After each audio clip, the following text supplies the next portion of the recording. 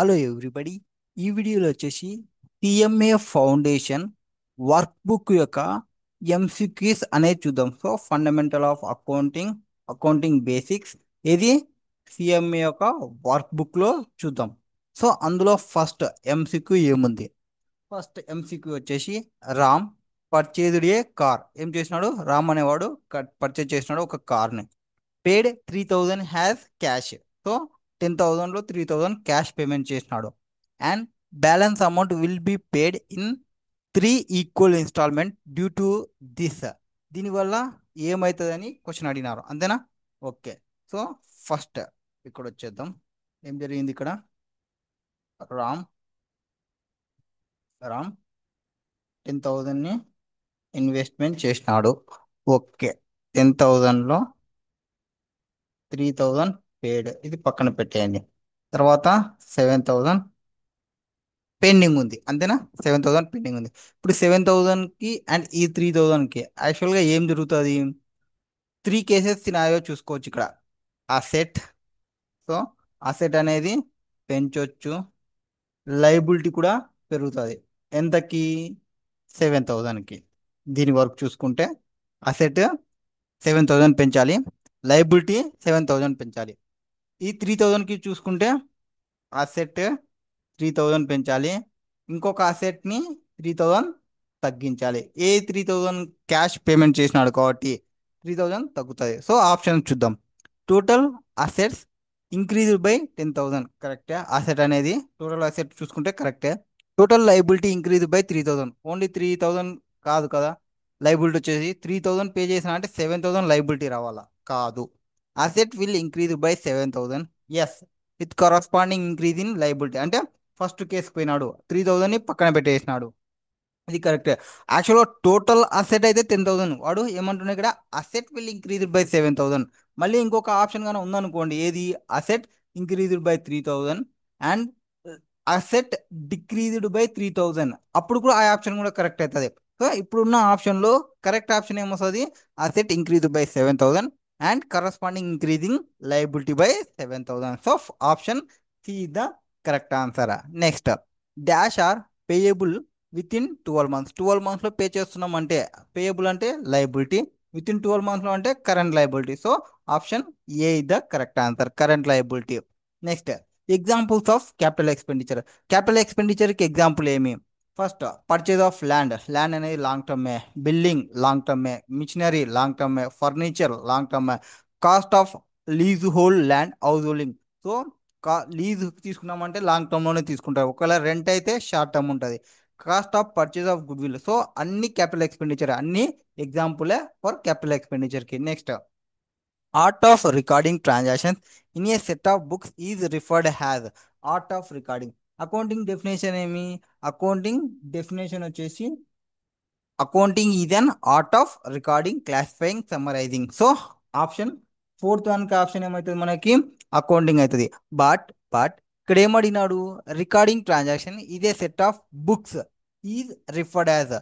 Only recording వర్కే, only recording వర్కే మాట్లాడితే బుక్ కీపింగ్ అవుతుంది. ఎందుకు బుక్ కీపింగ్లో వచ్చేది? రికార్డింగ్, క్లాసిఫైయింగ్, ఐడెంటిఫికేషన్, మెజర్మెంట్, బుక్ కీపింగ్లోని వచ్చేస్తుంది. దాని తర్వాత సెకండ్ స్టేజ్లో అకౌంటింగ్ స్టార్ట్ అవుతుంది. కాబట్టి option A is the correct answer. Next, gross working capital. Gross working capital ఏమవుతుంది? వర్కింగ్ క్యాపిటల్ అంటే it comes under total asset. So total అసెట్లకి is gross working capital is equal to total asset. So capital ఏదైతే ఉందో దానికి ఏదానికి equal అవుతుంది? Total అసెట్కి equal కావాలి. Next, question number 61. Business is an economic activity undertaking. Business ఏ దానికోసం చేస్తారు? ప్రాఫిట్ని ఎర్న్ చేయడానికి, ఓనర్ యొక్క వెల్త్ని ఇంక్రీజ్ చేసుకోవడానికి. ఫస్ట్ ఏముంది? మోటివ్ ఆఫ్ ఎర్నింగ్ ప్రాఫిట్, కరెక్టే. Maximise the wealth of for the owner, ఇది కూడా కరెక్టే. With the motive of an earning profit and to maximise wealth of for the owner. So రెండు ఇక్కడ ఉన్నాయి కాబట్టి option C is the correct answer. Next, accounting is considered has an dash of business. Accounting is language of business. So మనకి ఎట్లయితే languages ఉంటావో accounting అనేది business కి language అని చెప్తాము. Next, process of identifying, measuring, communicating economic information to permit informed judgement and decisions by the users of accounting. ఈ definition ఎవరు ఇచ్చినారు? అమెరికన్ అకౌంటింగ్ అసోసియేషన్ వాళ్ళు ప్రొవైడ్ చేసినారు. సో అమెరికన్ అకౌంటింగ్ అసోసియేషన్ వాళ్ళు ప్రొవైడ్ చేసినది identifying, measuring, communicating economic information. Next, which one is the objective of accounting? Accounting యొక్క objective ఏమి? Objective of accounting ఏమేమి వస్తాయి? 4 వస్తాయి నార్మల్గా. ఇన్ఫర్మేషన్ ప్రొవైడింగ్, సిస్టమాటిక్ రికార్డింగ్ వస్తుంది, ప్రొవైడింగ్ ఇన్ఫర్మేషన్ టు యూజర్స్ వస్తుంది, అండ్ తర్వాత అసెటనింగ్ రిజల్ట్స్ వస్తుంది, తర్వాత నో ద సాల్వెన్సీ పొజిషన్ తెలుసుకోవడం కూడా వస్తుంది. సో రికార్డింగ్ చేయడానికి వస్తుంది, రిజల్ట్స్ని చూడడానికి వస్తుంది. So recording, results, information to users, solvency position objectives అంటే ప్రొవైడింగ్ ఇన్ఫర్మేషన్ టు యూజర్స్ వస్తుంది, సిస్టమాటిక్ రికార్డింగ్ వస్తుంది, results of the above transaction, yes, all of the above. So ninth దానికి ఏం పెట్టాలి? Ninth of the all of the above పెట్టాలి. Next, main functions of accounting. Accounting యొక్క functions ఏమి? Measurement, forecasting, decision making, ఇట్లా ఇంకొక 4-5 వస్తాయి. సో 10th వన్కి option C the correct answer. Next 11th one, dash represent economic expenditure incurred for the purpose of acquiring a fixed asset. ఏమి? ఒక fixed అసెట్ని acquire చేయడానికి మీరు ఎక్స్పెండిచర్ని ఇంకర్ అయినారు. Which is intended to be used over the long term for earning profit there from. So అక్కడ నుంచి ఏం తీసుకోవాలి? ఇది లాంగ్ టర్మ్లో యూజ్ చేస్తారు. యూజ్ చేసి ఏమొస్తుంది? For earning profit there from, అక్కడ నుంచి ప్రాఫిట్ రావడానికి. ఫర్ ఎగ్జాంపుల్ ఏమి ఇచ్చినాడు? Amount paid to buy a computer. ఏదానికోసం? ఫర్ ఆఫీస్ యూజ్ కోసం. సో ఆఫీస్ యూజ్ కోసం ఒక కంప్యూటర్ను కొంటున్నావు, దావి ఎక్కడ వస్తుంది అనేది క్వశ్చన్స్. సో 11th వన్ కరెక్ట్నా? 11th వన్ వచ్చేసి యాక్చువల్గా ఈ ఆప్షన్ అనేది క్యాపిటల్ ఎక్స్పెండిచర్ పెట్టాలి. రిప్రజెంట్ ఎందుకు? క్యాపిటల్ ఎక్స్పెండిచరే ఇంకా for the purpose of acquiring the fixed expenditure, and అందులో లాంగ్ టర్మ్ నేచర్లో ఉంది, ఎర్న్ చేయాలనుకుంటుంది ప్రాఫిట్ దాని నుంచి, క్యాపిటల్ ఎక్స్పెండిచర్. బట్ వీళ్ళైతే ఆప్షన్ ఏ ఇచ్చినారు, సిఎంఏ ఇన్స్టిట్యూట్ మెటీరియల్ చూసుకుంటే. Next, which one is the example of revenue expenditure? Revenue expenditure అంటే repair revenue expenditure, insurance revenue expenditure, salaries and wages to employees revenue expenditure. So all of the above వచ్చేస్తుంది 12th వన్కి. Next 13th question, dash is the discount as usually allowed by the wholesaler to the retailer computed on the list price or invoice price. List price or invoice ప్రైస్లో చూసుకుంటే అది trade discount అవుతుంది. కరెక్టేనా? డిస్కౌంట్స్లో trade discount అవుతుంది. Next, dash is allowed to encourage prompt payment. So పేమెంట్ని మంచి payment చేయడానికి ఇస్తున్నా అంటే అది 14th వన్, క్యాష్ పేమెంట్ కావాలి. సో క్యాష్ డిస్కౌంట్కి వచ్చేస్తుంది. ప్రాపర్గా పేమెంట్ చేస్తే మనకి ఇచ్చేది ఏమి? Cash discount. ప్రాపర్ ట్రేడింగ్ కోసం ఇచ్చేది trade discount. So wholesaler to retailer list ప్రైస్లోనే ప్రొవైడ్ చేస్తారు. నెక్స్ట్ 15th వన్ ఏమంటున్నారు? Dash represent certain type of assets usefulness does not expire in the year of their occurrence but generally expires అన్న near future. ఇవేమవుతుంది? Deferred expenditure. ఏమవుతుంది? Deferred expenditure. Different revenue ఎక్స్పెండిచర్ని మనం అసెట్గా రాస్తాము. ఏది? Usefulness does not expire in the ఇయర్లోనే expire కారు, ఫ్యూచర్ ఇయర్లో ఎక్స్పైర్ అయిపోతుంది.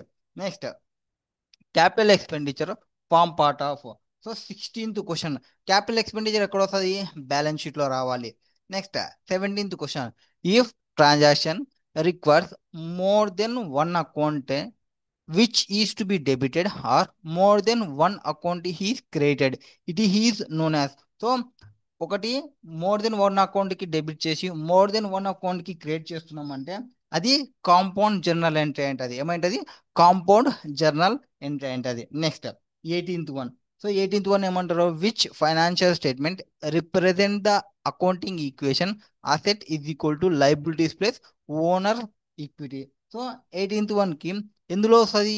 అసెట్, లైబిలిటీ, ఓనర్ ఈక్విటీ అంటే బ్యాలెన్స్ షీట్లో వస్తుంది. So option C the answer. Next, the debts return of has bad if recovered subsequently from.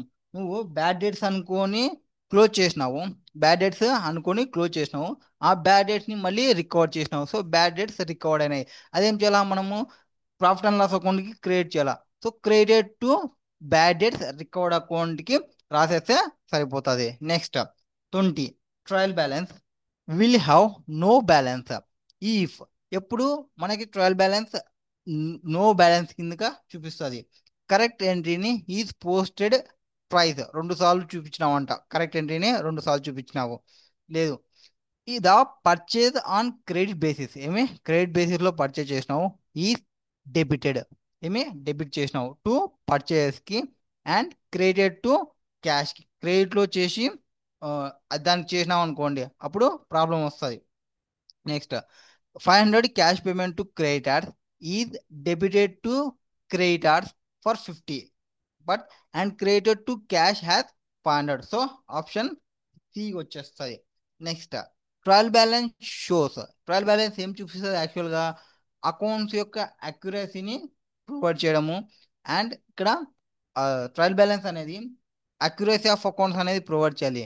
Only arithmetical accuracy అంటే balances difference ఏమైనా వచ్చింది అనుకోండి, డెబిట్స్ క్రెడిట్స్ అన్ని టోటల్ చేసినప్పుడు డిఫరెన్స్ ఏమైనా వస్తే అడిషన్స్లో డిఫరెన్స్ అనేది కావచ్చు. So only arithmetical accuracy of accounts అనేది చూపిస్తుంది. Next 22. So which of the following is are objectives of accounting.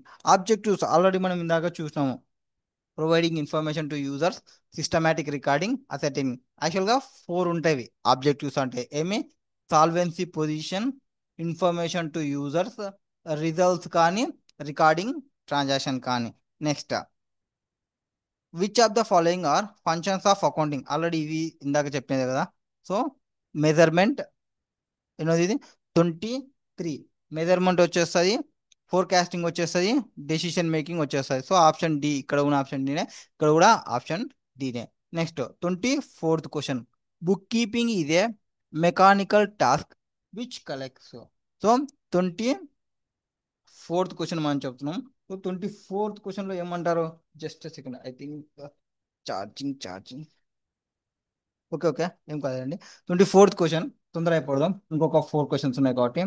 ఎందుకంటే ఐ థింక్ ఛార్జింగ్ తక్కువ ఉంటుంది, లైటింగ్ తగ్గిందంటే 2 minutes. సో బుక్ కీపింగ్ వచ్చేసి 24th క్వశ్చన్ ఏ కలెక్షన్ చేస్తుంది బేసిక్ ఇన్ఫర్మేషన్ని, ఐడెంటిఫికేషన్ చేస్తుంది ఈవెంట్స్ అండ్ ట్రాన్సాక్షన్ని, ఎకనామిక్ ట్రాన్సాక్షన్ని మెజర్మెంట్ చేస్తుంది. సో ఐడెంటిఫికేషన్ ఉంది, మెజర్మెంట్ ఉంది, రికార్డింగ్ ఉంది, క్లాసిఫైయింగ్ ఉంది. సో ఈ 3 వచ్చేస్తాయి కాబట్టి ఆల్ ఆఫ్ ద అబో.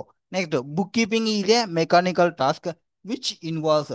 ఏమేమి ఇన్వాల్వ్ అవుతుంది, రికార్డింగ్ చేస్తుంది, క్లాసిఫైయింగ్ చేస్తుంది, preparing organised statement known as trial balance, ఇది వరకు చేస్తుంది బుక్ కీపింగ్ అనేది. Next an asset shall be classified as current when it satisfy any of the following.